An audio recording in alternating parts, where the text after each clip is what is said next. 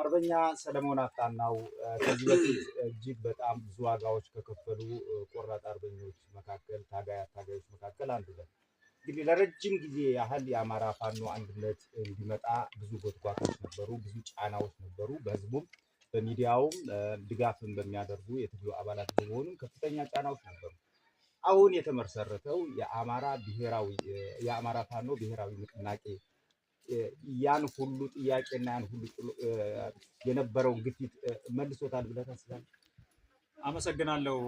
አዎ እንግዲህ አማራ የሚያስፈልገው አንድ ቤት፣ አንድ መጠለያ፣ አንድ ድርጅት ነው። አማራ በዚህ ምድር አትኖርም የተባለ ማህበረሰብ ትላንትና ሀገር መንግስት የሰራ ብዙ ታሪክ የሰራ ሌሎቹን ሀገር ወዳድ ኢትዮጵያውያን በማካተት ከሌሎች ወንድሞቹ ጋር ሆኖ ትልቅ ታሪክ የሰራ ዛሬ ደግሞ እንዳይኖር በዚህ ምድር እንዳይኖር ሞት የተፈረደበት ህዝብ ስለሆነ ስለዚህ ሞት የተፈረደበት ህዝብ በአንድ ጥላ ስር በአንድ አደረጃጀት በአንድ ተቋም ውስጥ ሆኖ መታገል ነፃ መውጣት በክንዱ ራሱን ማስከበር አለበትና ይሄ አንድነት ብዙ ዋጋ የተከፈለበት ብዙ ጀግኖቻችን ያጣነበት በልዩነት መሃል ህዝባችን ያስቀየምነበት ህዝባችን በመሃል እየተወገጠ በእኛ ልዩነት በመሃል ብልጽግና የሚባል ጸረ አማራ የሆነ ስርዓት እየወገጠው በብዙ ዋጋ ሲከፍል የቆየ ህዝቡን የምንክስበት ህዝቡን የምናስደስትበት ነፃ የምናወጣበት አንድ ተቋም መስርተናል። ይሄ ተቋም የአማራ መዳኛ ተቋም ስለሆነ በጣም ደስ ብሎኛል። ሌሎቹም አገር ወዳድ ኢትዮጵያዊ ጭምርት አይደለም አማራው አገር ወዳድ ኢትዮጵያዊ ጭምርት በውስጥም በውጭም ያለው በዚሁ አጋጣሚ እንኳን ደስ አላችሁ ማለት ፈልጋለሁ።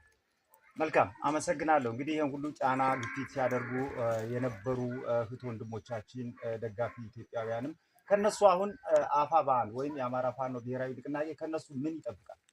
እንግዲህ አፋባህ ወይም አማራ ንቅናቄ አፋባህን ወይም የአማራ ንቅናቄን አማራ ብሔራዊ ንቅናቄን መደገፍ አለበት። ሁሉ አሁን ወያኔ የሰጠን ስርዓቱ የሰጠን መከፋፈል፣ ጎጠኝነት፣ መንደርተኝነት እንደማይጠቅም አይተነው ይሄን ለማስወገድ ነው የወጣ ነው። ይሄን ለማስወገድ ከጎጠኝነት ለመውጣት እንደ አማራ ለመቀጠል እንደ ኢትዮጵያም ለመቀጠል ነው የወጣ ነው እና ሁላችሁም ከጎጠኝነት አስተሳሰብ ከመንደር አስተሳሰብ አንዱን ደግፎ አንዱን ጥሎ አንዱን አንበሳ አንዱን ነብር አንዱን ድመት ከማድረግ ወጥተን የጋራ ተቋም ተመስርቷል። ይሄን የጋራ ተቋም እየደገፍን በአንድ ሁነን እንዳንድ ልብ ሐሳቢ እንዳንድ ቃል ተናጋሪ ሁነን ከገባንበት ችግር መውጣት አለብንና ሁላችሁም ወደ አንድ መሰባሰብ አለባችሁ። በውስጥም በውጭም ያላችሁ ወገኖቻችን ወደ አንድ ተሰባስበን እንደ አማራ ይሄን ድርጅት ይሄን ተቋም እየደገፍን በአጭር ጊዜ ውስጥ መከራ እየበላ ያለውን ህዝባችን ነፃ ማውጣት አለብንና ይሄ አቃፊ ድርጅት ነው፣ አማራዊ ድርጅት ነው።